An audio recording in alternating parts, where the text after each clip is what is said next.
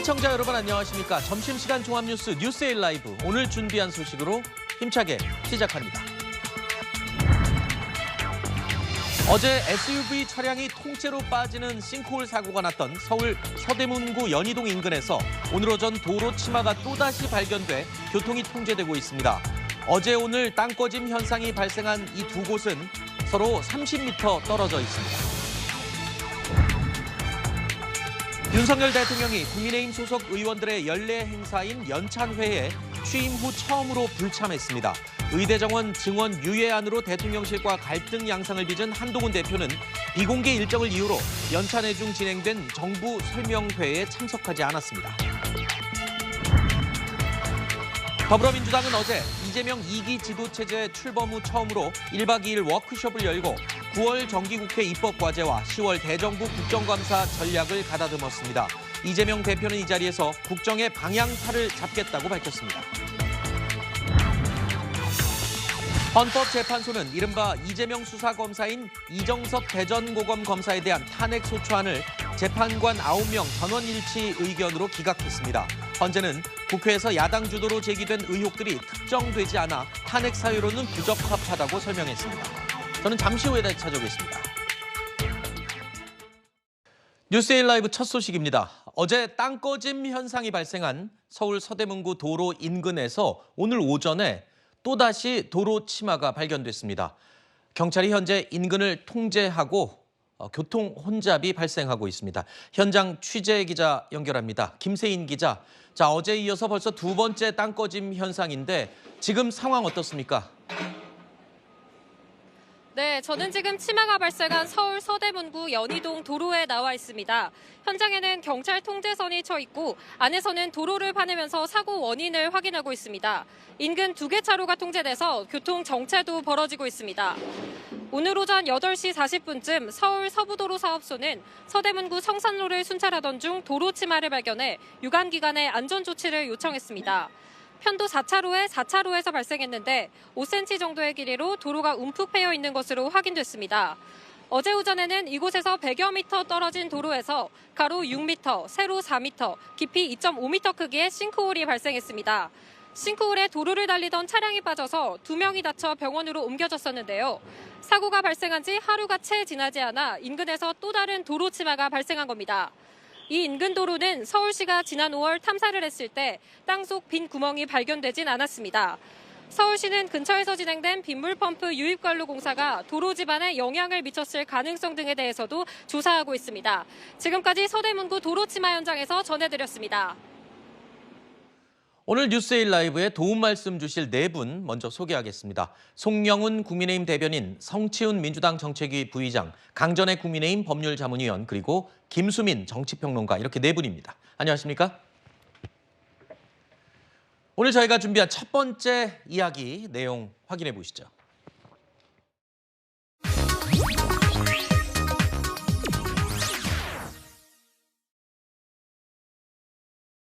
대한민국 대도야 함께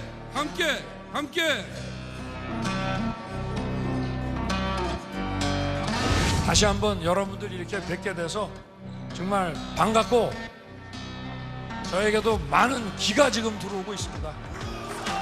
고맙습니다. 여러분. 윤석열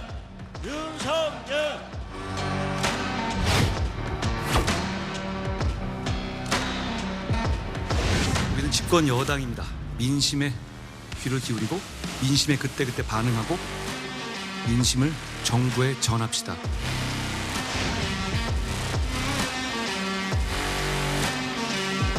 다양한 채널을 통해서 원활하게 소통하고 있고 당정 간에는 전혀 문제 없고요. 다양한 의견이 나오는 것이 또 자유민주주의 아니겠습니까?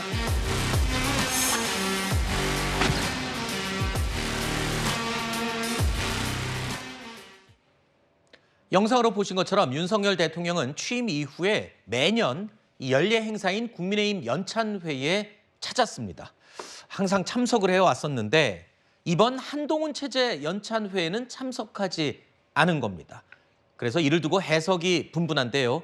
의정 갈등 해법을 둘러싼 당정 갈등이 결국 영향을 준 게 아니냐 이런 분석들이 나오고 있습니다. 윤한 갈등의 상징적인 장면이다. 이런 지적이 나오는데 이런 해석을 해도 될까요? 저는 이것을 갈등으로 보는 것이 적절하지 않다고 생각합니다. 아, 그래요? 지금 이 의료 문제는 정말로 국민이 죽고 사는 문제 아니겠습니까? 우리가 정치인들이 민생이 최우선이다, 민생이 최우선이다 하죠. 민생이 뭡니까? 국민이 먹고 사는 문제입니다. 그러면은 이 의료 문제는 국민이 먹고 사는 문제보다 더 중요한 죽고 사는 문제거든요. 그야말로 최우선이 돼야 되는 겁니다. 이 죽고 사는 문제 앞에서는요, 공적인 책무를 맡은 사람들은 그 누구도 서로 갈등하거나 충돌할 자유나 권리는 없습니다. 지금 국민들께서는 당정이 서로 머리를 맞대서 해법을 내놓아라라고 명령하고 계시는 것이지 머리끼리 부딪혀서 싸우라고 말씀하고 계시는 것이 아니거든요. 지금 국민의힘은 집권 여당으로서 언제라도 머리를 맞댈 준비가 되어 있고 어제도 연찬회에서 그렇게 했다는 말씀을 드립니다. 네, 항상 참석하던 행사에 불참을 했고 그 시기가 볼 때 갈등이 아니냐 이런 지금 의견들이 나오고 있는 게 사실이고요. 또 한 가지 윤 대통령만 연찬회에 참석을 안 한 게 아니라 한동훈 대표 같은 경우에는 연찬회 과정 중에 이 정부에서 의료 개혁에 대해서 설명하는 보고회가 있었거든요. 여기에 또 일정을 이유로 한동훈 대표도 참석하지 않았어요. 자, 이런 것들을 두고 제가 갈등이 아니냐라고 얘기하는 건데 야권에서는 어떻게 보십니까? 이게 만약 갈등이 아니라면 갈등을 만들어야 된다고 저는 생각합니다. 지금 대통령께서 상황인식을 이 정도로 못하고 계시는데 어제 사실 이 기자간담회 국정 브리핑을 봤을 때 국민들과 전혀 동떨어진 말씀을 하고 계시거든요. 응급실 지금 관리 체계에 전혀 문제 없다라는 식으로 얘기를 하고 계신데 지금 여당이 그러면 갈등을 일으켜서라도 빨리 대통령께서 상황인식을 제대로 하시도록 말씀을 드려야 되는 겁니다. 네. 저는 한동훈 대표가 그런 의료개혁 설명할 때 자리를 비운 것 그것도 하나의 메시지라고 보거든요. 그게 뭐 의도했든 의도하지 않았든 하나의 메시지가 나갔으면 전 그런 것들을 더 강하게 할 필요가 있다. 왜냐하면 대통령께서 어제 상황인식이 매우 지금 국민들과 동떨어지는 게 너무 심각하다는 게 드러났기 때문에 사실 이게 매우 위험한 상황이거든요. 뭐냐면 개혁을 추진할 때 당연히 진통은 있습니다. 근데 이걸 진통으로 받아들일지 아니면 정말 국정과제를 추진함에 있어서 경고등이 켜졌을 때 이 두 가지를 착각하게 되면은 국가 지도자로서 국민들이 지금 목숨이 걸려 있는 일이거든요. 아까 네. 대변인께서 잘 말씀해 주셨지만 이 죽고 사느냐의 문제이기 때문에 대통령이 이걸 잘못 판단하고 있다고 한다면은 야당도 이거 계속 지적을 하겠지만 집권 여당이 내부에서 이런 자성의 목소리가 나올 때 좀 더 진중하게 받아들일 수 있기 때문에 갈등을 좀 더 일으켜서라도 대통령이 바로 볼 수 있도록 하셔야 된다는 말씀드립니다. 네, 일단 유난 갈등이 다시 불거진 거냐 아니냐 이 부분도 논란이 되고 있는 부분이기도 하지만 양측에서는요 이렇게 갈등으로 해석되는 부분에 대해서 아주 경계를 하는 모습입니다.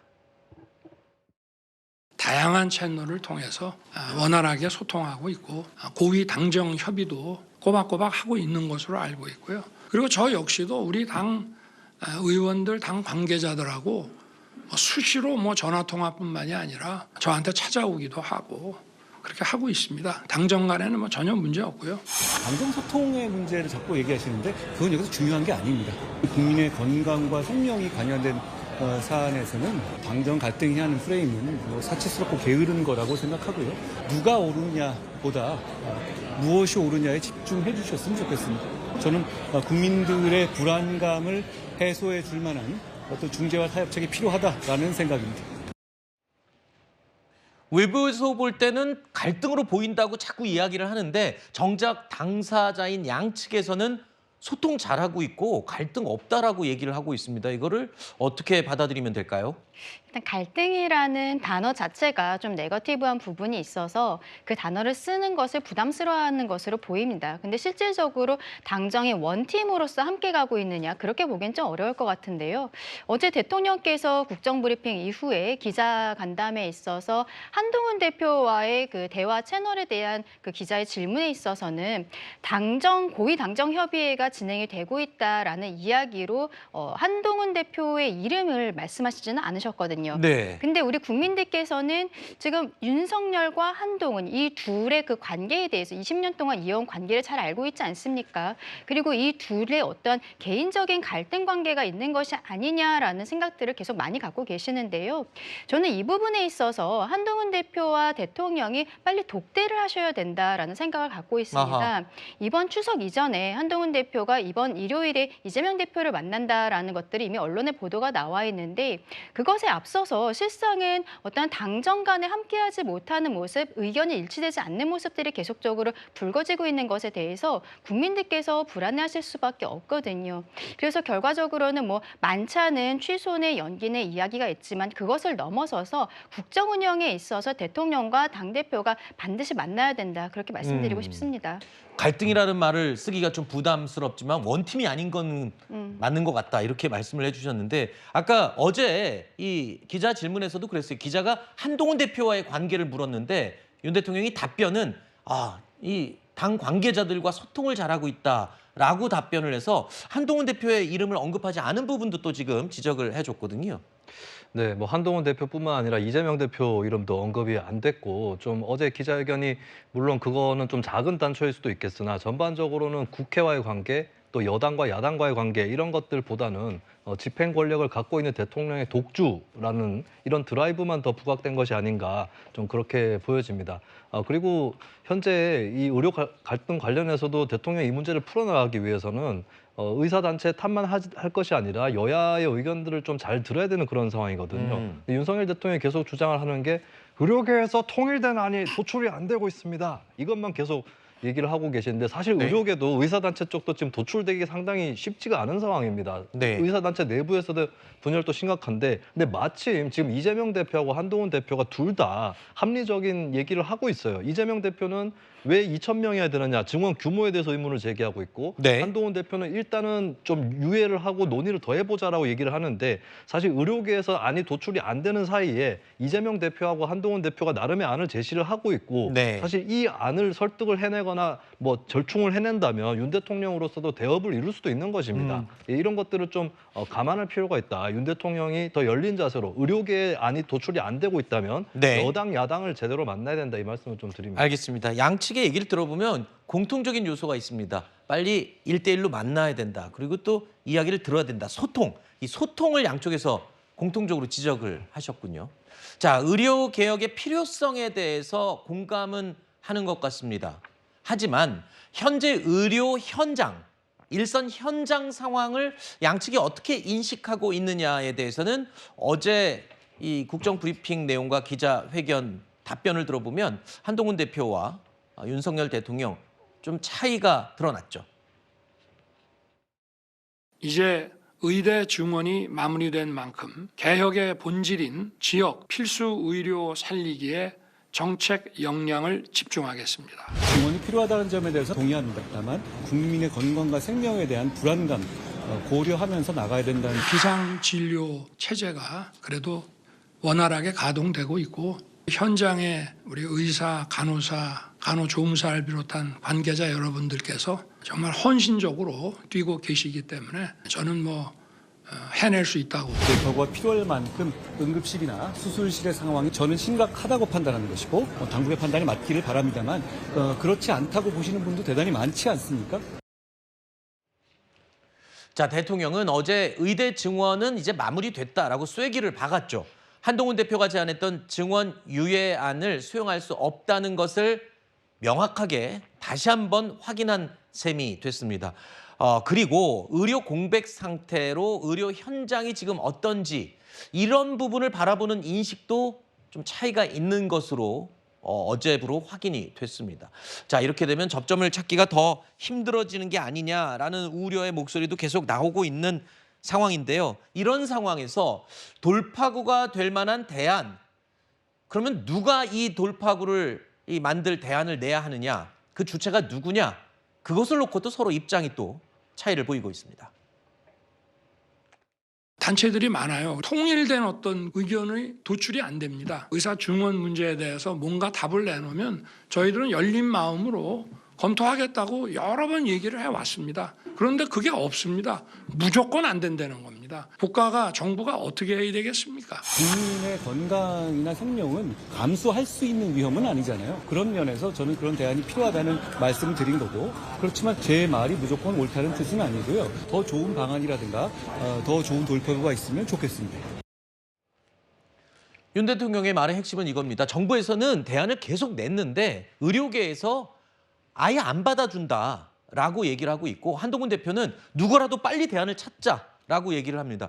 이거 누가 내야 되는 게 맞습니까? 대안을. 누가 내는 것이 중요한 것이 아니고 결국에는 문제가 풀리는 것이 중요하다고 생각합니다. 네. 물론 의료계가 지금 통일된 대안을 내놓기 어려운 환경에 있는 것은 맞습니다만은 그 대통령께서도 지난 4월 1일 담화에서도 그렇게 말씀하지 않았습니까? 그리고 그 이번 국정 브리핑에서도 일관되게 확인해 주신 부분이 저는 얼마든지 열려 있다고 얘기를 했다. 또 저희들은 열린 마음으로 검토하겠다고 여러 번 얘기를 했다. 이 부분을 어제도 재천명하셨습니다. 그렇다면은 그런 열린 마음을 사실은 집권 여당인 국민의힘의 공간을 열어주는 것으로서 보여주시면 됩니다. 그러면은 이걸 여당이 어떤 중재단을 꾸려서 협의에 나서거나 또는 뭐 여당 대표가 총대를 메거나 이렇게 해서 이 문제를 타개할 수 있는 길이 열릴 수 있습니다. 정부는 스스로 이 의료개혁의 로드맵을 제시했기 때문에 사실은 스스로 물러서기 어려운 측면이 있습니다. 그러면은 창구가 되는 사람이 바뀌어야 되거든요. 그런 측면에서 저는 이 해법을 풀어나가야 된다라는 말씀을 드립니다. 네. 지금 가만 보면은 각각의 입장들은 너무나 확실하게 반복해서 지금 확인이 되고 있습니다. 일단 소통을 시작하고 대화가 되어야 뭔가 좀 대안을 마련하지 않을까 싶은 생각이 드는데요. 자, 이 당정 갈등의 또 다른 뇌관이 있죠. 의료 개혁과 관련된 논란 말고도 최상병 특검법의 그 대표적인 예입니다. 윤 대통령은 최상병 특검의 반대의 뜻을 어제 또 분명히 밝혔습니다.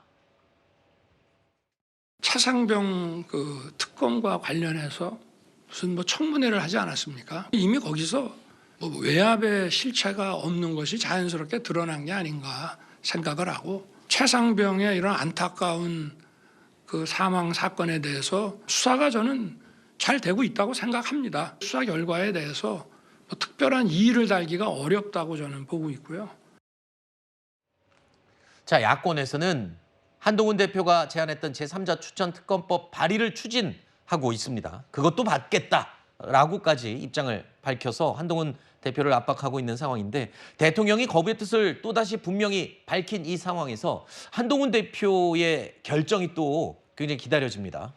뭐 약속을 이행하라는 말을 야권에서는 할 수밖에 없을 것 같아요. 대통령께서 저렇게 상황인식을 전혀 못하고 계신 거는 뭐 의료 갈등 문제와 더불어서 이것도 마찬가지인 것 같은데 지금 공수처 수사 결과 나오지도 않았는데 외압이 없었다는 게 드러났다고 저렇게 말씀하신 것도 매우 부적절하고요. 근데 한동훈 대표는 다르게 이야기하지 않았습니까? 다르게 이야기한 게 뭐냐면 공수처의 수사 진행 상황과 상관없이 추진해야 된다고 분명 전당대회를 출마 선언하면서 그 말씀을 하셨기 때문에 약속을 해야 되는 시기가 온 것이죠. 근데 지금 야당에서 발의하라 그렇게 하고 싶으면 발의하라고 하는데 야당에서 그래서 그 안 발의하면 받을 겁니까? 그 안에도 단순히 제3자 추천 말고도 이견들이 많을 것으로 생각이 되는데 왜냐하면 국민의힘에서 독소 조항으로 주장하고 있는 분들이 많기 때문에요. 네. 그런 것들을 조정하기 위해서는 한동훈 대표가 이거에서만큼은 약속을 반드시 지켜야 되는 상황에 왔다라는 말씀 드리고 싶습니다. 네, 이와 관련된 이야기는 이제 9월 1일에 여야 대표가 만나서 이야기를 하게 되겠죠. 이재명 대표의 코로나로 1차 연기됐던 여야 대표회담 9월 1일 일요일에 이제 열립니다. 논란이 됐던 형식, 이 만남의 형식, 생중계 문제 모두 발언까지는 공개하기로 또 합의를 했습니다. 하지만 어떤 이야기를 할지에 대한 의제 조율은 아직도 쉽지 않은 상황입니다. 9월 1일 오후 2시에 국회 본청 내에서 개최하기로 합의했습니다. 의정 갈등 문제는 지금 여야 간 국회에서 법을 통해서 혹은 예산을 통해서 해결할 문제가 아니기 때문에 저희 당은 의제로 다루지 않을 예정입니다.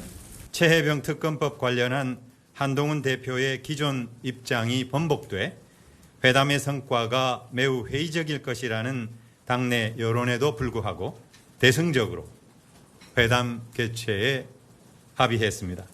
의료 대란과 관련해서는 반드시 의제로 다뤄야 한다. 그렇게 의견을 전했고 최상병 특검법은 물론이고 의정 갈등, 의료 대란 뭐 이런 것들에 대한 의제를 놓고도 여야 대표 양측의 입장이 엇갈리고 있습니다. 하지만 여야 대표 회담이라는 게 한 번만 하고 끝날 게 아니잖아요. 앞으로 계속 또 만나고 소통을 할 것을 전제로 한다면 글쎄요. 첫 번째 주제가 상징적이긴 하지만 좀 이제 한 이틀밖에 남지 않았지 않습니까? 뭐 이 정도는 정리를 해서 만나는 데 의미를 두고 물꼬를 트지 않을까 싶기도 한데요. 네, 저는 여기서 합의가 뚜렷하게 이루어질 가능성이 크지 않기 때문에 네. 오히려 허심탄회하게 의전을 열어놓고 논의를 해야 된다고 보고요. 특히 이제 상대당에서 굉장히 간절하게 원하는 것들, 이런 것들은 국민의힘이든 민주당이든 간에 받아들여져야 된다. 그렇다면 저는 최병 특검법이라든지 이런 것들은 논의해야 된다. 국민의힘에서 금투세 문제 이런 거 논의하고 싶어 하듯이 이런 문제들은 같이 포함을 시키는 게 맞다고 보여집니다. 그리고 실망스러운 것은 국민의힘에서 지금 의정 갈등을 논의하지 않겠다라고 얘기를 하고 있는 건데, 그렇다면 한동훈 대표의 목표는 결국에 일이 잘 안 풀렸을 때 저는 분명히 그때 대안을 제시했습니다, 이렇게 말하고 치울 것이냐, 실제 결과를 도출하는 것이 중요한 거 아니겠습니까? 네. 오히려 저는 한동훈 대표가 이재명 대표와의 회담에서 두 사람이 공동적으로 이 의료 갈등의 실타래를 푸는 선언을 하는 게 더 중요하다. 네. 여야 대표가 공동 선언을 했을 때 대통령이 그거를 무시할 수 있을 것인가, 이런 부분을 좀 말씀을 드리고 싶어요. 과거에도 여당 대표 YS, 야당 총재 DJ 시절에 두 사람이 만나가지고 지방자치제 물꼬를 튼 적이 있습니다. 여야 대표 간에도 그런 합의를 해서 정부를 압박하는 게 가능한 거거든요. 그러면 오히려 이번 기회로 한동훈 대표가 이재명 대표를 끌어내서 합의를 같이 해가지고 정부에 대해서 더 강하게 압박을 하는 게 더 중요할 텐데, 이거를 회담 의제에서 뺀다라고 하는 거는 한동훈 대표가 백기 들어 올릴 준비를 하고 있는 건 아닌가, 이런 의구심만 키울 것 같습니다. 네. 예, 제가 그 부분은 좀 짧게 말씀을 드려야 될 것 같은데요. 일단 한동훈 대표가 이 의료 문제 해법에 대해서 일종의 알리바이성으로 제기하지 않았냐라고 하는 부분은 매우 동의하기 어렵습니다. 지금 진정성 있게 문제를 풀어가려고 실제로 시간과 노력을 매우 많이 투입을 하고 있고요. 네. 박단 전공의협회 비대위원장을 비공개로 만났던 것도 그렇고, 네. 그다음에 지금 잉여한 최고위원 등을 중심으로 해서 계속 의료계와 어떤 대화와 소통을 아하. 이어가고 있다는 점을 분명히 말씀드립니다. 알겠습니다. 뭐 한동훈 대표 입장에서는 일단 윤 대통령을 설득하든 야당 대표를 설득하든 어쨌든 해법을 찾기 위해 노력을 하고 있는 중이다, 이렇게 말씀을 하시는 것이겠죠.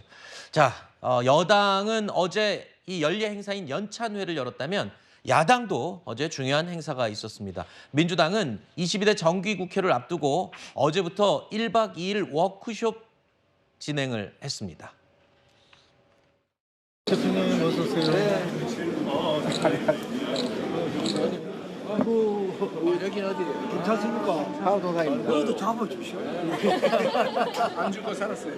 근데 요새는 응급체계가 위기라 조심해야 돼. 나도 갔더니 약이 약과 이런 거. 가방이 파이팅! 잘하고 계세요. 네, 저희는 모이기만으로 의견. 요새 가방이랑 아주 상한 같은데. 네, 맞습니다. 요새 법상이가 너무 상한 것 같아요. 법사위 파이팅! 이재명 파이팅! 민주당 파이팅!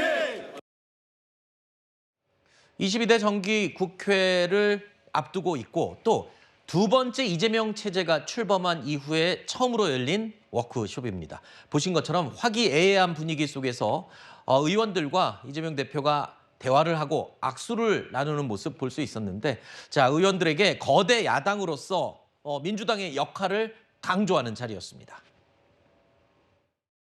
정부 여당이 제대로 역할을 하지 못하고 있기 때문에 국정의 방향타 그리고 선도자 역할을 더불어민주당이 해 나가야 될 것 같습니다.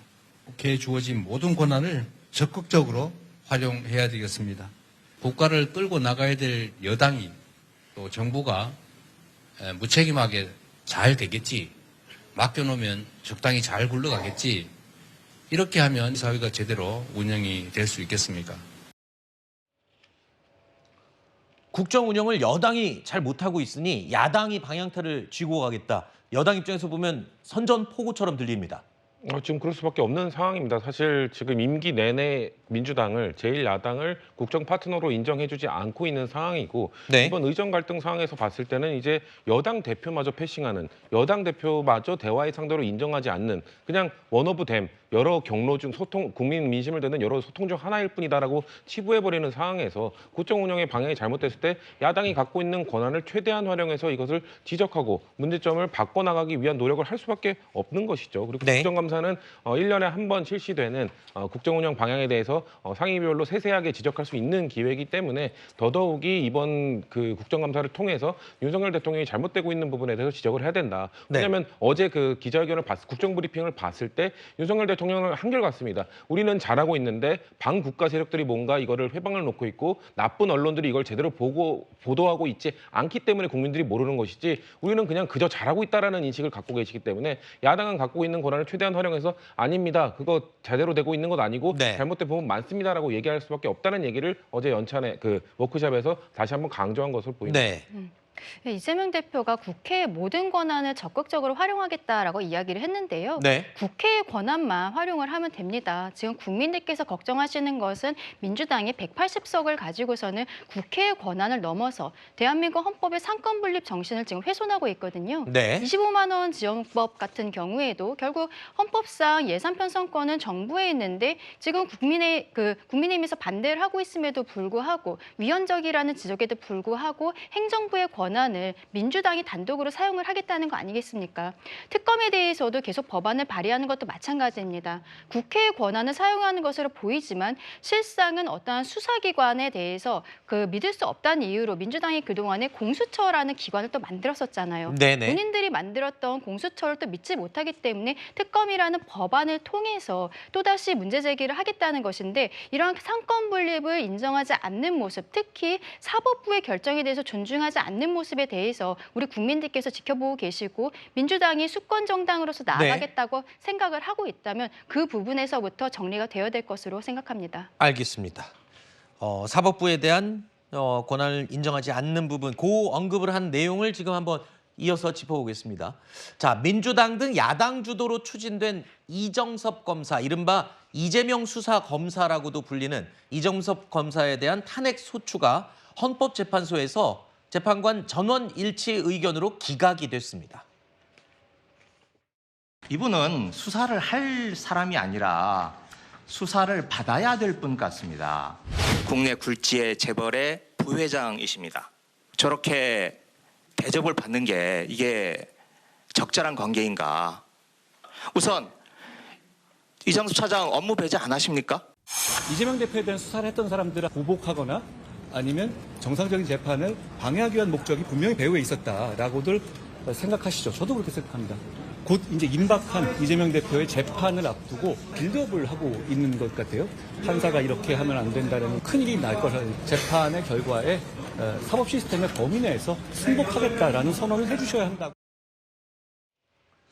무려 9개월 동안, 9달 동안 심리를 벌인 겁니다. 헌법재판관 전원이 만장일치로 탄핵 청구를 기각을 했는데 그 기각한 이유에 대한 설명을 들어보면요.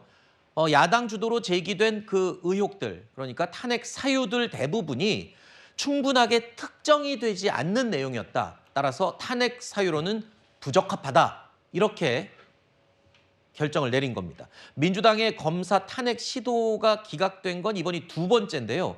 이렇게 되면 민주당의 책임론, 너무 무차별적으로 탄핵을 남발하는 게 아니냐는 지적에 조금 힘이 실릴 수도 있을 것 같아요. 어떻습니까? 맞습니다. 민주당이 탄핵소추안을 발의해서 헌법재판소에서 9대0으로 기각된 게 벌써 두 번째죠. 그러면은 과거 히딩크 감독의 별명은 5대0이었는데 민주당 탄핵소추는 이제 별명을 9대0으로 불러도 좋을 것 같습니다. 근데 저는 이렇게 될 줄 알았던 게요. 제가 작년 12월 21일에 한 일간지에 칼럼을 기고한 게 있습니다. 저 이정섭 검사 탄핵소추안은요. 민주당이 한 번 철회했다가 다시 발의를 했는데 처음 발의했을 때 그 탄핵소추안에 붙인 증거 9개가 다 언론 보도 기사만 있었고요. 다시 발의했을 때도 12개의 증거가 전부 다 언론 보도 기사만 있었습니다. 그러니까 저렇게 사실관계 불특정이라고 하는 아주 그 탄핵소추안으로서는 망신스러운 결과가 나오는 것이죠. 자, 이쯤 되면은 민주당이 탄핵소추 남발에 대해서 먼저 반성을 하고 국민께 사과를 하고 그다음에 지금 검사들 탄핵소추안 4명에 대해서 제출해 놓은 것들 모두 다 철회를 하고 이렇게 이재명 대표나 민주당에 대한 수사와 관련이 있는 검사들에 대한 탄핵소추권 남용은 이제 더 이상 안 하겠다. 국민 앞에 선언을 하는 게 맞습니다. 그런데 어제도 민주당에서는 대해서는 국회가 가진 모든 권한을 다 사용해야 된다. 이렇게 하고 있지 않습니까?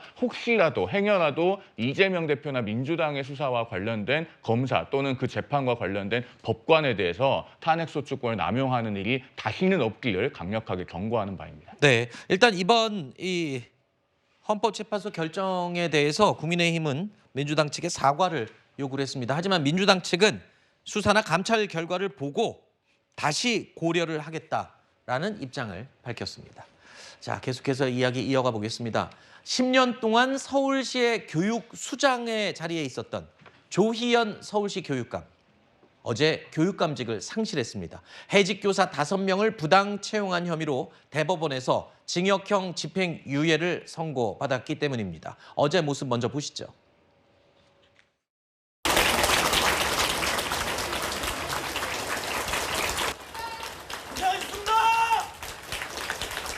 교육에 대한 열정이 넘치는 선생님들이 계속 거리를 떨어도록 할 수 없다는 염원에 귀를 기울이는 것은 당시 교육감의 책무였습니다.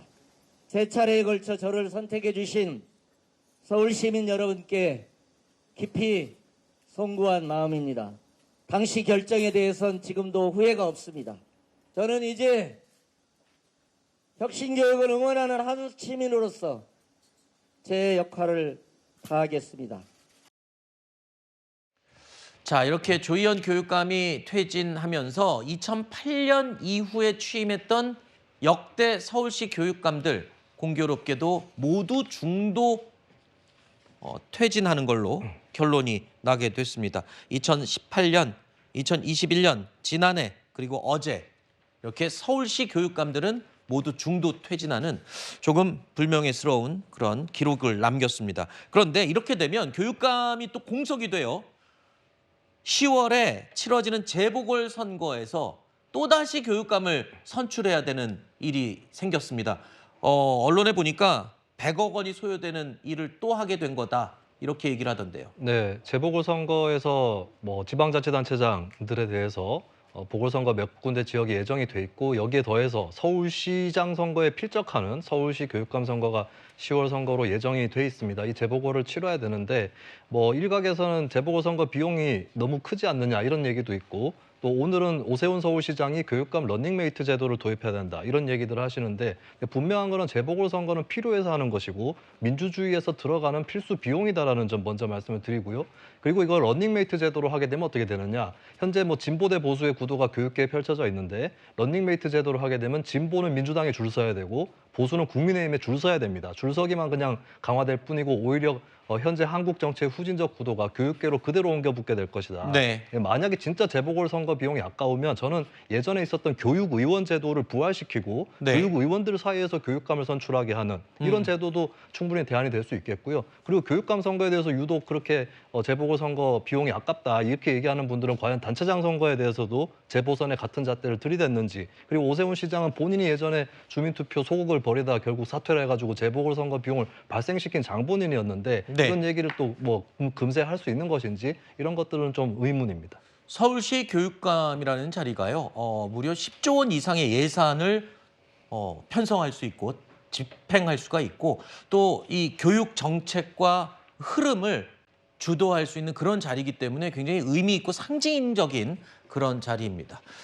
또다시 재보궐선거로 서울시 교육감을 선출하게 된 상황. 여기까지 이야기를 나눠봤고요. 저희가 준비한 다음 이야기로 이어가 보겠습니다.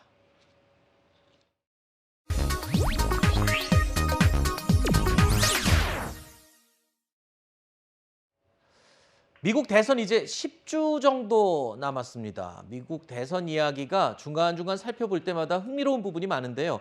대선의 승패를 결정할 경합주에서 박빙의 대결이 또 펼쳐지고 있습니다. 트럼프와 해리스 후보 가운데 누가 더 우세하다고 말하기 정말 어려울 정도로 아주 초박빙이 이루어지고 있는 상황이네요.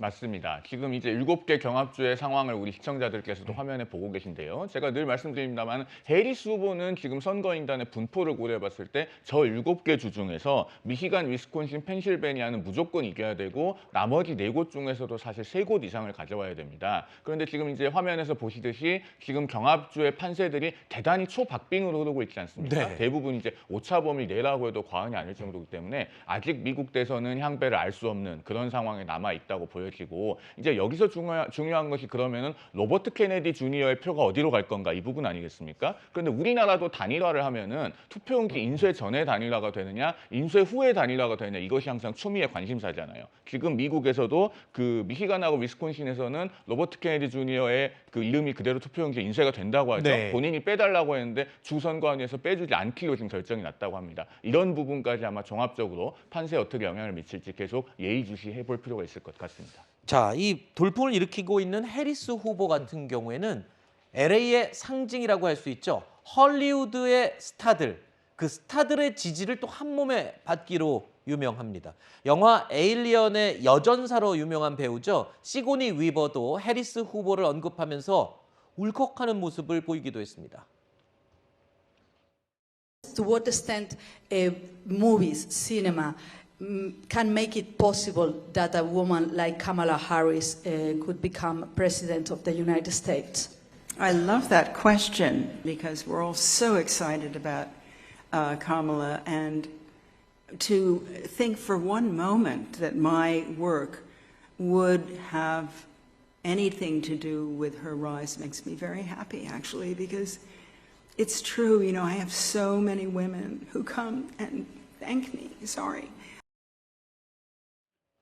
굉장히 격한 모습을 보여줬는데 해리스 후보를 우리가 다룰 때 보면은 우리도 얼굴을 아는 많이 본 미국 스타들이 등장을 합니다. 그러면서 스타들도 분위기가 굉장히 화기애애한 장면들을 많이 연출하는데 근데 상대적으로 트럼프 후보는 연일 유명 연예인들한테 퇴짜를 맞고 있다면서요? 이게 뭐 유명한 가수 비욘세가 본인 음악 쓰지 말라고 했던 건 익히 알려져 있었고 네. 최근엔 또 그 아바의 네. 소속사인 유니버설 뮤직에서 그 트럼프의 영상에 그 아바의 음악이 사용됐다. 이거 빼라, 당장 삭제라고 요구했다고 합니다. 네. 그뿐만 아니라 우리가 또 타이타닉의 주제곡을 불렀던 셀린 디옹 역시 본인 노래 쓰지 말라고 공식적으로 이야기를 했고 네. 뿐만 아니고 우리가 알만한 이 미국 가수들 대부분이 본인의 음악을 절대 쓰지 말라고 트럼프에게 요구한 것으로 알려져 있는데 이런 걸로 봤을 때는 우리가 앞서 봤던 이 경합주에서 좀 치열하게 나오는 것 자체가 신기할 정도로 이 문화예술계 헐리우드 배우들이나 이런 문화예술계에 있는 사람들은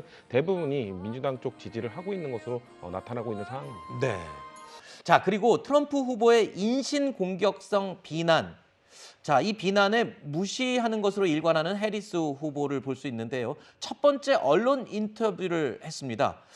해리스 후보가 어떤 얘기를 했을까요? 들어보시죠. I want to ask you about your opponent, Donald Trump, what he said last month. He suggested that you happened to turn black recently for political purposes. Any Same old tired playbook. Next question, please. That's it? That's it. Had a lot of Republican speakers at the convention. Will you appoint a Republican to your cabinet? Yes, I would. Anyone yes, in mind? I would. I think it's important to have people at the table when some of the most important decisions are being made that have different views, different experiences. And I think it would be to the benefit of the American public to have a member of my cabinet who was a Republican. 트럼프와 해리스 지금은 아직 각각 다른 곳에서 각각 논쟁을 벌이고 있죠. 다른 매체를 통해서. 하지만 이제 조만간 9월 10일이죠. TV 토론에서 직접 맞붙는 모습을 볼 수 있을 것 같습니다. 해리스 후보는 자신의 러닝메이트인 월즈 부통령 후보와 함께 인터뷰에 응했는데요. 트럼프 후보는 또 이를 놓치지 않고 바로 또 공격에 들어갔습니다. She did an interview today. She didn't want to go in alone. So she went in with this vice president guy that nobody ever heard of. You have to be able to deal. You're dealing with the toughest, smartest, most ruthless people in the world. If you can't do an interview, we got the wrong person. 그러니까 부통령 후보하고 같이 인터뷰를 한 거를 꼬집은 건데 트럼프는 저런 걸 절대 놓치지 않는 것 같아요. 물론 이제 공격하는 건 좋지만 어떤 분들은 그렇게 얘기하던데요. 공격을 자꾸 하다 보면 본인 얘기를 안 하고 자꾸 상대방 얘기를 하게 되는 단점도 있다고 하던데. 네. 근데 상대방 얘기를 하더라도 단점이 아니라 다른 부분이 부각될 수도 있다는 점을 트럼프 후보도 알아야 될 것 같아요. 네. 사실 트럼프 후보는 해리스 후보의 약점이라면 약점이 사실 언론 인터뷰라든지 이런 것들을 좀 많이 하지는 않는 편입니다. 네. 언변이 뛰어나진 않다라는 게 다들 알고 있는 해리스 후보의 특징인데, 근데 해리스 후보의 그런 점을 공격을 하다 보니까 아까도 표현도 나왔지만 부통령 후보 남자라고 표현했거든요. 네. 이 부분은 사람들한테 트럼프 후보가 해리스 후보가 여자기 때문에 남자한테 의존하는 것이다라고 여성 혐오적 공격을 하고 있다. 이렇게 받아들여질 여지가 있고요. 네. 그리고 그러면 같이 대동하는 월주 후보는 어떤 사람인가? 트럼프 후보는 마치 그가 우리나라 말로 치면 듣보잡인 것처럼 좀 그렇게 얘기를 하고 있는데 네. 오히려 사람들이 월주 후보에게 주목할 수도 있습니다. 네. 월주 후보가 얼마나 대단하길래 해리스 후보의 빈틈을 메워주는 사람인가. 네. 이걸 더 부각해 줄 수도 있다. 코끼리를 생각하지 말라 그러면 코끼리 생각이 나는 거거든요. 네. 그러니까 트럼프 후보도 지금 현재 페이스가 오히려 총격 사건 이후의 호재 때문에 더 흔들리고 있는 게 아닌가. 이런 생각도 한편 드는 대목입니다. 알겠습니다. 트럼프는 성대모사 안 하시네요. 다음 주에 준비하겠습니다. 알겠습니다. 자, 오늘 정치 이야기는 여기서 마무리하고요. 네 분과는 인사드리겠습니다. 나오셔서 고맙습니다. 다음 소식입니다. 정부가 앞으로 행정문서에 기재되는 외국인 한글 성명을 성과 이름순, 그러니까 우리가 지금 사용하는 성 먼저 말하고 이름을 말하는 이 순서로 통일하기로 했습니다. 이렇게 되면 농구 선수 마이클 조던은 우리나라 서류에서는 조던 마이클이 됩니다. 그리고 가수 존 박은 박존이 됩니다. 현실과 동떨어진 것 아니냐 이런 의견도 나오고 있습니다. 김단비 기자의 보도입니다. 정부가 행정문서의 외국인 이름 표기 방식을 통일하는 표준안을 마련한 것과 관련해 미국 국적의 가수 존 박이 보인 반응이 화제입니다. 관련 SNS의 게시글에 댓글을 달며 존 박이 박존이 되는 건 당황스럽다는 반응을 보인 겁니다. 현재 정부 기관과 지자체가 발급하는 증명서의 성명 표기는 제각각입니다. A 기관은 성 이름순, B 기관은 이름 성순으로 표기하는 겁니다. 표기가 다르다 보니 여러 서류를 제출하면 신원 확인도 쉽지 않았습니다. 행정안전부는 혼선을 줄이기 위해 성 이름 순으로 표기하는 것을 원칙으로 두기로 했습니다. 농구 선수 마이클 조던은 조던 마이클이 되는 식입니다. 어색하긴 한 것 같아요. 조던 마이클 하면은 갑자기 그러면 어색한 것 같아요. 통일하는 것에서 맞다고 보고요. 그 이유는 어느 기업은 또 이렇게 사용하고 어느 기업은 이렇게 사용하는 거는 좀 맞지 않다고 봐서. 행안부 관계자는 재외 동포와 외국인 의견을 들어보니 증명서마다 이름 표기가 달라 신분 증명이 어렵다는 의견이 있었다며 추진 배경을 설명했습니다. 다음 달 19일까지 의견 수렴을 거치는데 반대 의견이 많으면 표준안이 수정될 가능성도 있습니다. 채널A 뉴스 김단비입니다.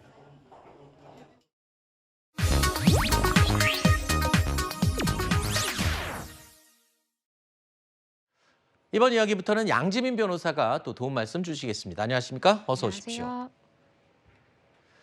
돌다리도 두드려보고 건너라는 말이 있긴 하지만 이 길을 다니면서 길을 두드릴 수는 없는 상황일 텐데요. 달리던 자동차가 갑자기 땅 밑으로 빨려 들어가는 예측하기 쉽지 않은 일이 벌어지고 말았습니다. 앞서 저희 취재기자 통해서 전해드렸듯이 서울 연희동 한복판에 싱크홀은 물론이고 도로 치마까지 추가로 또 발생하면서 인근 주민들이 불안감에 떨고 있습니다. 먼저 어제 발생한 싱크홀 사고의 영상 다시 한번 보시겠습니다. 서울 연희동 도로를 달리던 흰색 SUV 자 갑자기 왼쪽으로 기울면서 폭 하고 빠져버렸습니다. 자, 이 도로에 저렇게 커다란 싱크홀이 생기면서 차가 빠져버리는 황당한 사고가 벌어진 건데요. 워낙 순식간에 일어난 일이어서 운전자도 어떻게 대처할 순간이 없었다고 합니다.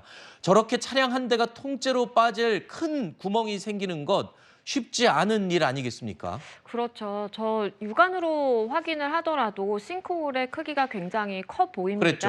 실제 저 싱크홀의 크기가요. 가로 6m 그리고 세로 4m, 깊이는 2.5m에 달합니다. 굉장히 이제 싱크홀이 여러 차례 발생하긴 했지만 큰 규모라고 볼 수가 있겠고요. 네. 문제는요. 여기에 발견된 저 싱크홀 주변과 거리로 쟀을 때 한 100m 인근에서 또다시 도로 치마가 지금 지금 추가로 발견이 된 그쵸. 그런 상황입니다. 오늘 오전이죠. 맞습니다. 그렇기 때문에 사실은 싱크홀이 또 발생하지 않으리라는 법도 없는 것이고 또다시 혹시나 저렇게 차량이 빠지게 되는 사고가 발생하면 어쩌나 하는 많은 시민들의 불안이 높아지고 있는 상황이고요. 그렇기 때문에 그 균열 때문에 원인을 파악을 해야 되지 않겠습니까? 네. 그래서 지금 차로를 통제한 상황이고 서울시가 오늘 오후 4시에 합동 점검 회의를 열고 과연 무엇 때문에 이렇게 싱크홀이 저 일대에서 발견이 되는지를 집중 조사할 계획입니다. 네, 그럼 오늘 4시가 되면은 1차적으로 좀 의심되는 원인을 알 수는 있겠군요. 맞습니다. 일단 지금 전문가들이 여러 가지 안들을 내놓고 있기는 한데요. 네. 아마도 이제 올 여름에 집중호우가 내려서 그것이 영향이 됐을 것이다. 내지는 저 근처에서 그 빗물 펌프장 공사, 유입관 공사를 하거든요. 그런 공사가 영향을 미쳤을 것이다. 다양한 안들이 나오고 있습니다. 네. 자, 정말 황당한 사고인데요. 사고 현장의 목격자들은 어떻게 이 사고 현장을 봤는지 목소리 들어보시죠. 갑자기 퍽 소리가 나더라고요. 사고는 나는 것 같아요. 근데 도로 안 보이더라고 차가요. 그래서 오토바이가 넘어졌나 생각했어요. 차가 요만큼만 하얀색이 보여서 차가 빠져있던 거더라고요. 깜짝 놀랬죠. 저런 일도 있구나 그러고. 어제 이 싱크홀 사고가 난 이후에 언론에 일제히 보도가 되면서 싱크홀 사고가 나기 전에 10분 전에 영상도 또 언론에 공개가 됐습니다. 사고 10여 분 전에 찍힌 영상인데요. 차량들이 해당 도로를 지나갈 때마다 덜컹 하면서 지나가는 모습을 볼 수 있습니다. 방지턱이 있는 곳도 아닌 그냥 일반 도로인데 마치 방지턱을 넘듯이 꿀렁이는 자동차들의 모습을 볼 수 있죠. 그만큼 도로 상황이 이 사고 직전까지 좋지 않았던 것을 추정할 수 있는 그런 모습입니다. 그러니까 저 때만 해도 굉장히 위험하기 직전 상황이었던 거군요. 맞습니다. 저 영상의 경우에는 이 서대문 구의회 주이삭 의원이 직접 촬영한 영상인데요. 본인이 오전 10시쯤에 저 도로를 지났다라는 것입니다. 그런데 지나면서 뭔가 이상하다, 도로가 이상하다라는 느낌이 들었는데 1시간 정도 뒤에 본인이 반대 차선에서 올 때에는 저렇게 보시는 것처럼 차들이 꿀렁꿀렁 거릴 정도로 좀 상황이 더 안 좋아졌다라는 생각을 본인이 하게 됐고 이 영상과 함께 구청에 점검을 요청을 했는데 불과 한 10여 분이 지나서 바로 저렇게 싱크홀이 뚫리는 현상이 발생하게 된 겁니다. 문제는요. 서울시에서 저 구간에 대해서 5개년 계획에 따라서 정기 점검을 수시로 해오던 그런 구간이거든요. 네. 실제로 지난 5월에도 이 해당 구간에 대해서 GPR 탐사, 그러니까 이 도로 밑변에 어떠한 이제 구멍이라든지 아니면 이제 공동이 있는지 이런 것들을 파악하기 위한 조사를 했긴 했지만 그때 당시 아무것도 나오지 않았다라는 거예요. 네. 그럼에도 불구하고 이렇게 정말 주기적으로 점검을 함에도 불구하고 저렇게 대형 싱크홀이 생길 수 있다라는 것이 더 문제가 아닐까 싶습니다. 불과 얼마 전에 저희 뉴스에일 라이브에서 저희 중국 특파원이 보내온 리포트를 전해드린 적이 있는데 중국에서 도로에서 큰 싱크홀이 생기는 황당한 장면을 저희가 어떻게 저런 일이 있을 수 있냐면서 보도를 해드린 적이 있거든요. 그런데 정작 우리나라에서 거의 똑같은 지금 사고가 난 거예요. 지금 찾아보니까 지난해 여의도 한복판에서도 4m 크기의 싱크홀이 생긴 적이 있거든요. 지금 연희동 인근뿐만 아니라 다른 도로들도 비가 많이 온 직후기 때문에 우리가 한번 점검을 해봐야 될 시기일 것 같아요. 맞습니다. 실제로 싱크홀은요 매년 발생하고 있습니다. 국토교통부의 자료에 따르면요 2019년부터 작년 6월까지 전국 싱크홀 사고가 870여 건에 달합니다. 그러니까 이틀에 한 번꼴로 사고가 발생했다라고 볼 수가 있겠고요. 그 원인을 파악을 해보니까 주된 원인은 하수관 손상이었습니다. 아하. 전체의 45.1%에 달할 정도로 하수관 손상이 원인이 돼서 저렇게 대형 싱크홀이 발생했던 바가 있던 것입니다. 그런데 언급을 해드린 것처럼 사실 요즘의 기상이변이 워낙 이제 심한 상황이고 그렇기 때문에 사실 비도 많이 오고 집중호우가 발생하다 보니까 매월 한두 건의 집안 침하가 발생을 이미 하고 있다라고 하고요. 네. 실제로 이 지난 10년간 서울에서 생긴 싱크홀의 그 원인을 좀 살펴보면요. 일단은 낡은 하수관로가 주된 원인이고 시기도 여름이라고 합니다. 알겠습니다. 이번 기회에 정말 많이 점검을 해서 제대로 점검을 해서 이런 사고가 또 일어나지 않도록 미리 예방을 해야 되겠죠. 다음 소식 하나 더 짚어보겠습니다. 영화나 드라마를 보면요. 범죄자들이 변장을 하고 수사망을 피하는 장면들이 종종 있죠. 심지어 어떤 범죄자들은 얼굴을 성형수술해서 바꾸는 그런 영화도 있기도 한데요. 자, 실제 범죄자들에게 이렇게 변장 또는 성형수술이 수단이 된 그런 사례가 발생했습니다. 최근에 범죄를 저지르고 경찰의 눈을 피하기 위해서 여러 차례 성형수술해서 완전히 다른 얼굴로 바꾼 남자가 체포가 됐다고요. 경찰도 체포하고 깜짝 놀랐다면서요? 맞습니다. 무려 2,100만 원을 들여서 얼굴에 성형수술을 한 남자가 도피의 수단으로 성형수술을 했던 것이죠. 결국에는 검거가 됐는데요. 이 남성의 경우에는 피해자 100여 명에게 45억 원을 가로챈, 그러니까 사기 피해를 저지른 그런 사람입니다.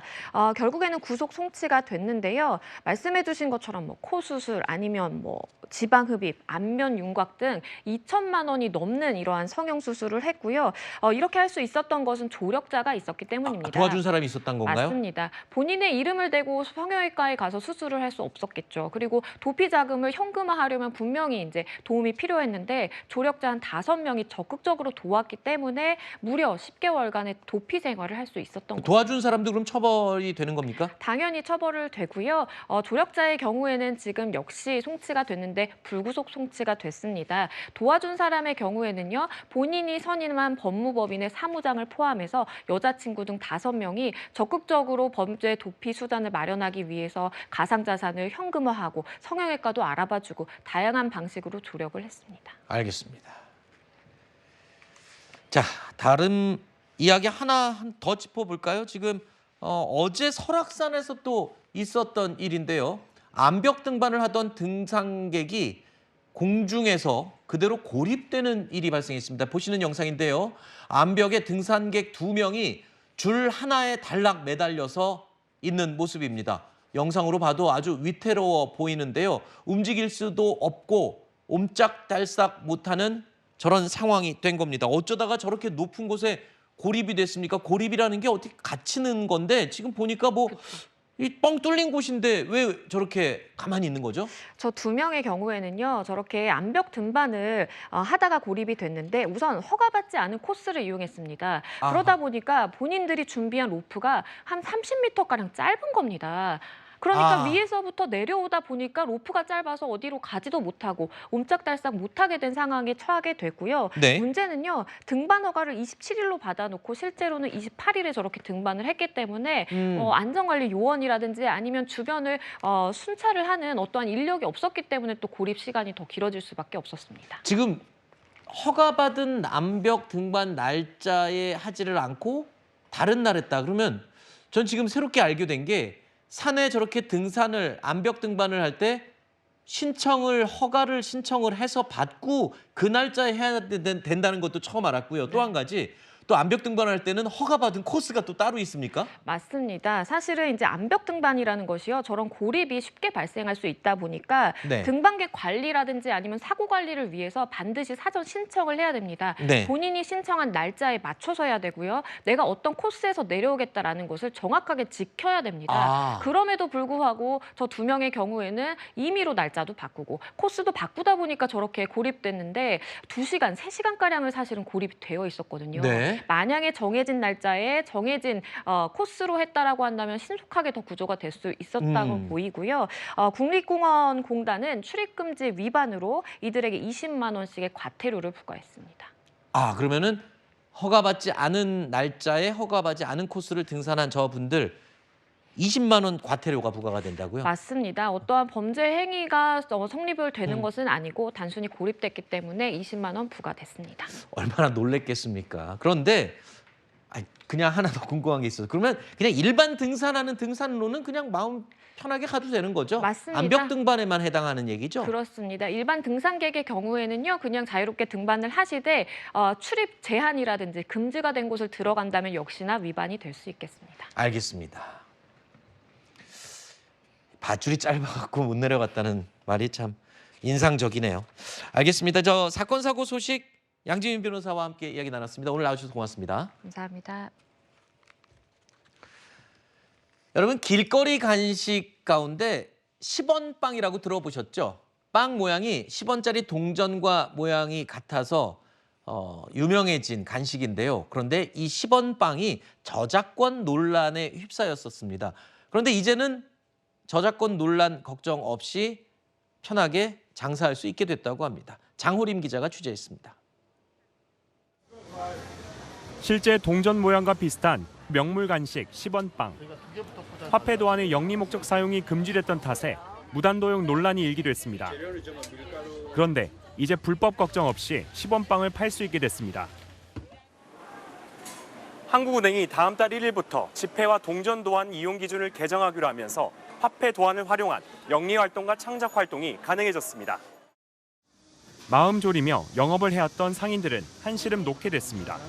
걱정을 좀 했는데 그래도 그렇게 나왔다고 하니까 안심 놓고 이제 장사해도 되겠다는 생각이 드네요. 시민들 역시 반기는 분위기입니다. 지금부터 합법이 됐다니까 뭐 편하게 맛있게 드시면 될 것 같아요. 돈 모양 이렇게 찍어내서 활용하는 거 괜찮다고 생각합니다. 10원빵 이외에도 돈방석처럼 의류 소품에도 화폐 도안을 사용할 수 있고 돈 모조품 제작도 가능합니다. 하지만 세종대왕처럼 화폐에 있는 인물을 따로 사용하거나 변형시키는 건 안 됩니다. 한국은행은 국민의 창의적인 경제활동을 지원하기 위해 허용하게 됐다고 설명했습니다. 다만 위조 변조처럼 부적절한 사용에 대해서는 현재처럼 엄격히 관리하겠다고 밝혔습니다. 채널A 뉴스 장호림입니다.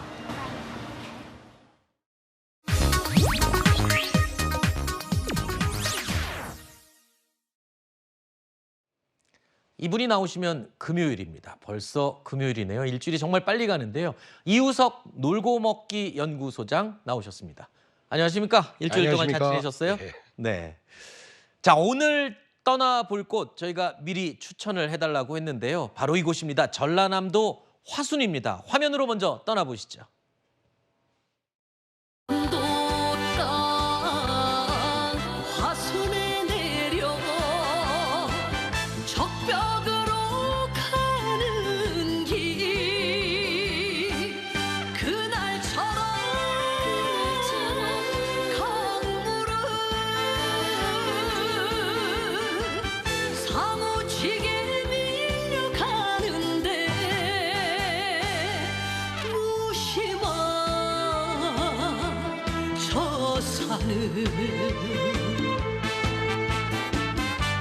하늘만 쳐다보네.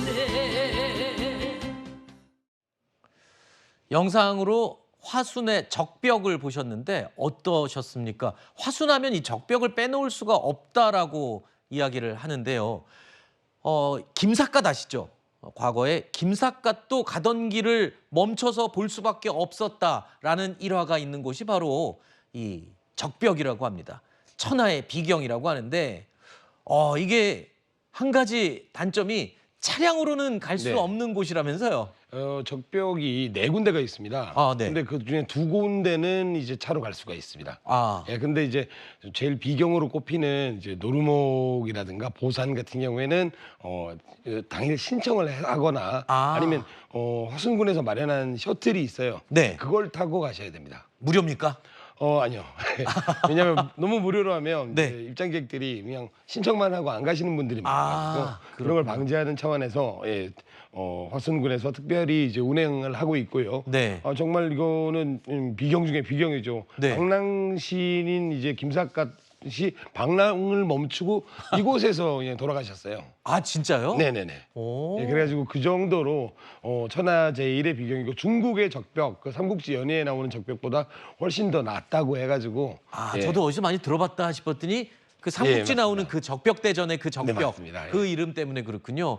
저기는 굉장히 비경이 우리나라 같지가 않고 정말 외국 같아요. 작은 그랜드 캐년 같이 절벽이 정말 오밀조밀 예쁘게 생기기도 했어요. 웅장하기도 하고요. 그래가지고 여기를 인생 자기 버킷리스트로 삼아놓은 그런 여행객들도 많습니다. 그렇군요. 자, 이렇게 숨은 장소들을 매주 소개시켜준 소장님께 너무 감사한데 저는 자꾸 궁금한 게 많이 생깁니다. 자, 신비하고 웅장한 절벽, 적벽, 저 풍경도 좋은데 그보다 더 이전인 선사시대도 경험할 수 있는 곳이 또 화순이라고요? 그렇죠. 유네스코에 등재돼 있을 정도로 굉장히 이제 중요한 인류 문화유산 중에 하나인데요.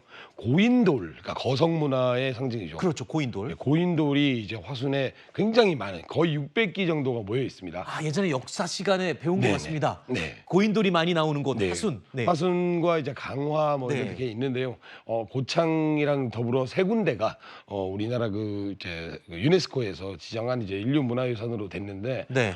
화순의 고인돌의 특징이 굉장히 좋은 게 네. 그냥 차 타고 지나가면서 두루두루 마치 그냥 유람하듯이 볼 수 있고요. 특히 가을에 그렇게 또 좋다면서요? 가을에는 마침 또 10월 중순부터 가을꽃 축제가 열립니다. 아, 고인돌 있는 그쪽에서요? 바로 그 장소에서 열리기 때문에 가을꽃도 감상하시고 또 인류 이제 문화유산도 감상하시는 그런 일석이조의 여행지가 되겠습니다. 언제 열립니까? 그 고인돌 이 주변에서 열리는 가을꽃 축제. 10월 17일부터 열리는데 굉장히 긴 기간 동안 열리고요. 코스모스 같은 경우에는 뭐 쉽게 빨리 시드는 그런 꽃이 아니기 때문에 언제 가시더라도 가을 나들이 삼아 한번 싹 다녀오시면 굉장히 좋습니다. 왜냐하면 그때는 날씨도 선선하고 그렇죠. 그냥 진짜 나들이하기에 봄보다 더 좋을 때가 바로 가을이거든요. 네. 그래서 이른 단풍도 보실 수가 있습니다. 네. 그다음에 그때는 이제 일교차가 커가지고 물안개가 피어나는데 세량지를 꼭 들러보실 것을 제가 추천드리겠습니다. 아, 소장님이 이 여름 내내 더위 때문에 꼭 실내의 괄꽃을 한 번씩 껴서 소개를 해주셨는데 오늘은 자신 있게 가을 소개를 할 때는 실내는 아예 빼고 소개를 해주시는군요. 자, 이 소장님이 소개해 주신 화순 여행 쭉 둘러보다 보니까 아주 잘 보존된 수려한 자연 환경이 첫 번째인 것 같고요. 또 유네스코에 등재된 볼거리도 확인을 했습니다. 가을에는 어머님들 좋아하시는 꽃들도 만개하고요. 부모님 모시고 가면 딱 좋을 여행지라는 생각이 드는데 우리가 또 꼭 짚고 넘어가는 마지막 코스죠. 여행 가면 빠뜨릴 수 없는 먹거리. 화순에서는 뭘 먹고 오면 됩니까? 적벽도 식후경이겠죠. 그래가지고 화순은 굉장히 또 먹을거리가 많은 곳으로 또 소문났습니다. 전라남도니까요. 네네. 특히 이제 다슬기가 굉장히 유명하고요. 그래서 인근 광주뿐만 아니라 뭐 더 먼 지역에서도 화순의 다슬기 수제비 드시러 많이 가시고. 아, 다슬기 수제비요? 네네. 그리고 흑염소. 부모님 모시고 가시면 부모님도 좋아하시고 본인도 휴식과 보양을 취할 수 있는 그런 흑염소를 드시면 적극 추천해드리겠습니다. 그리고 과학적으로 근거가 있는지 모르겠지만 흑염소가 또 여성들한테 좋다는 어떤 TV 내용도 제가 본 기억이 있습니다. 게다가 그런 걸 드시고 나면 플라시보 효과랄까 굉장히 이제 몸이 든든해지는 그런 기분이 들고 또 이제 추석이 얼마 안 남았지 않습니까? 지금 가시는 분들 같은 경우에는 화순에 굉장히 유명한 게 기정떡이에요. 흔히 말하는 이제 막걸리 증편이라 그러죠. 그래서 떡이 이제 질기지 않고 그냥 부들부들하고 쫄깃쫄깃한 이 화순의 유명한 기정떡을 사가지고 오시면 한가위 상차림이 훨씬 더 풍성해질 것 같습니다. 알겠습니다. 자, 이 소장님 오늘 또 부모님 모시고 가족 여행 갈 만한 곳으로 화순을 이번 주에는 추천을 해주셨습니다. 여러분 어떻게 보셨습니까? 이번 주에는 화순 한번 가보시죠. 소장님 오늘 나오셔서 고맙습니다. 네, 감사합니다. 저는 60초 후에 다시 돌아오겠습니다. 뉴스에일 라이브 1부를 마칩니다. 채널 고정하시고요. 잠시 후에 2부로 다시 찾아오겠습니다.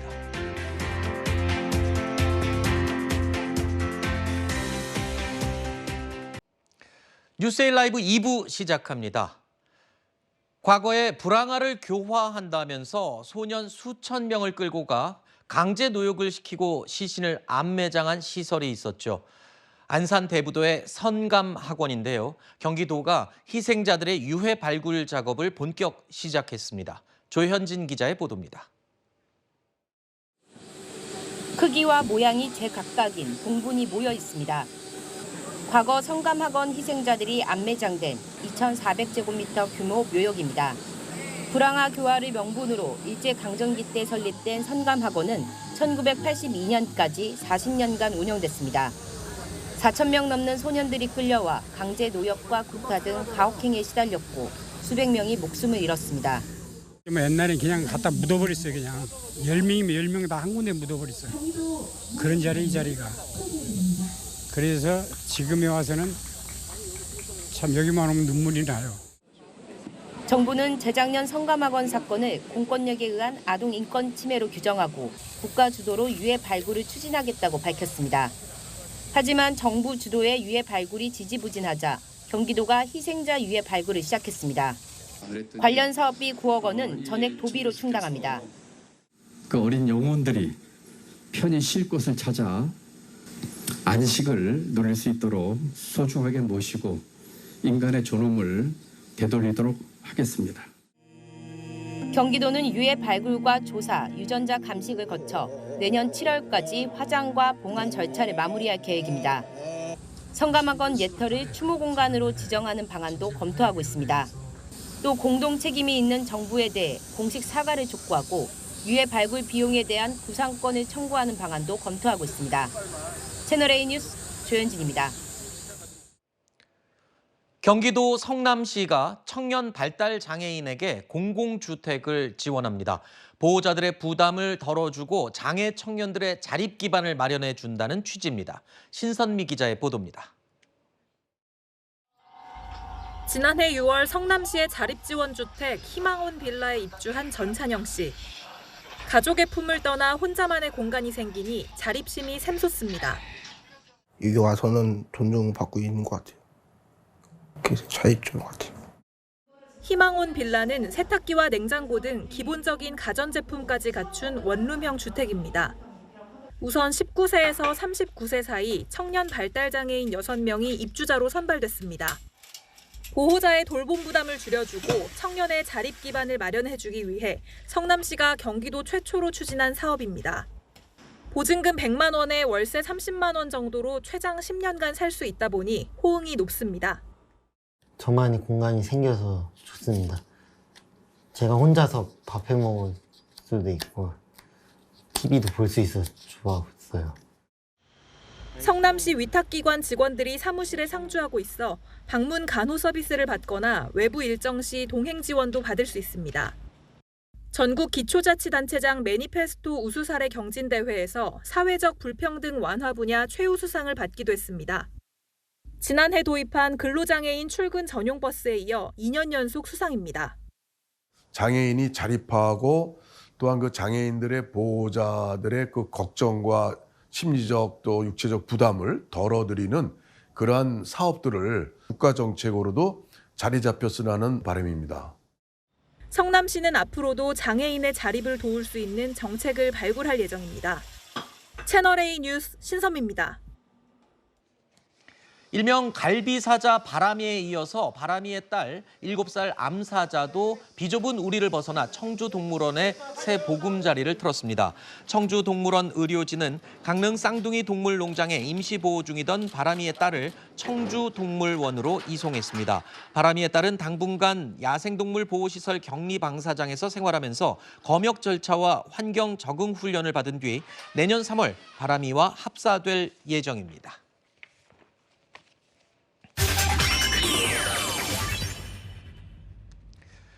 저희 뉴스에일 라이브가 시리즈로 마련해서 전해드리고 있는 민생을 부탁해 어느덧 99번째 손님을 모시게 됐습니다. 오늘 스튜디오에는 전라남도 화순군의 구복규 군수가 나와 있습니다. 안녕하십니까? 먼 길 오셨습니다. 네, 반갑습니다. 네.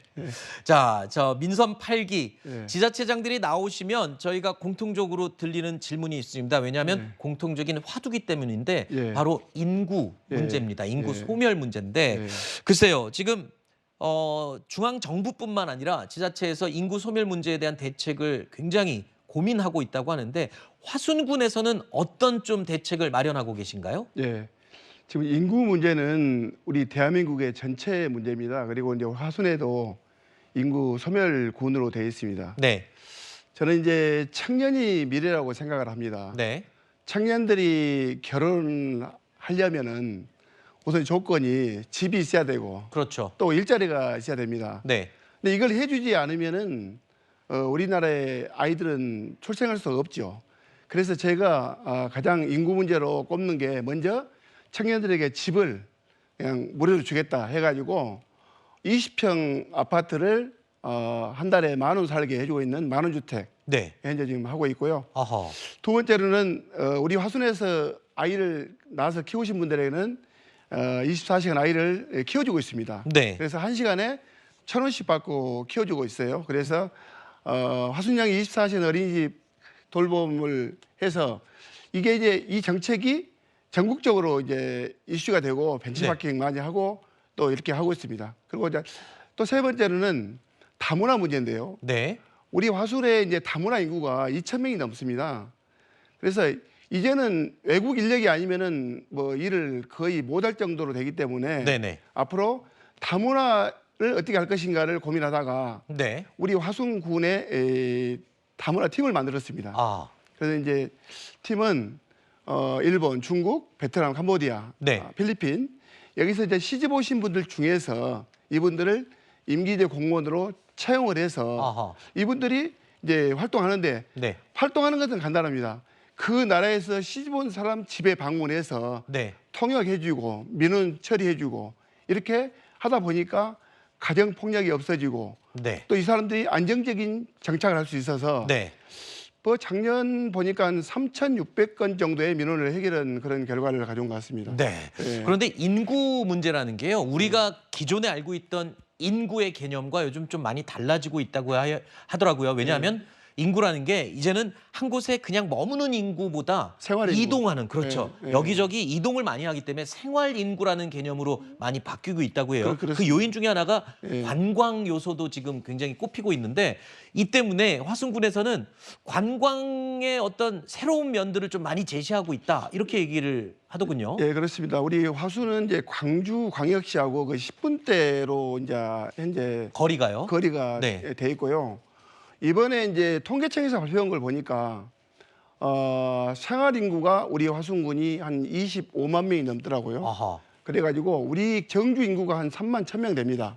그래서 26만 명이 넘고 있는데 구례군이 26만 명으로 1위고 우리 화순군이 2위인데 우리 화순은 전남대학교 화순병원이 있고 네. 그다음에 전남대학교 의과대학이 있고 네. 또 이제 관광지로는 세계문화유산인 고인돌 유적지가 있습니다. 네. 여기 축제를 봄에는 봄꽃 축제, 가을에는 가을꽃 축제 네. 이렇게 하다 보니까 작년에 한 140만 명 정도의 어허. 관광이 다녀갔고 또 최근에는 제가 이제 민선 8기 군수 돼가지고 화순 한유문화센터 옆에 하천을 네. 멋진 그 공원으로 만들었습니다. 네. 그래서 꽃감길을 만들어서 거기다 이제 음악 분수 쇼를 네.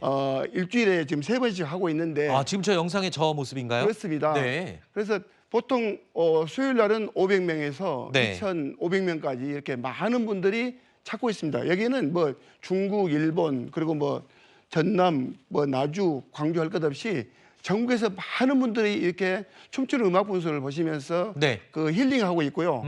바로 그 옆에 이제는 개미산 전망대에다가 네. 멋지게 만들어서 야간에는 레이저가 이렇게 돌아가고 하다 보니까 네. 거기 음악 분수 쇼와 네. 그리고 화순을 관망할 수 있는 여건이 만들어져서 네. 정말 많은 분들이 찾고 있는 그런 현재 상황입니다. 네. 예. 뭐 여러 가지 관광 명소를 소개해 주셨는데 앞서 우리가 또 뉴스엘 라이브 1부 마지막에 예. 또 꽃축제를 잠깐 짚어보기도 했었거든요.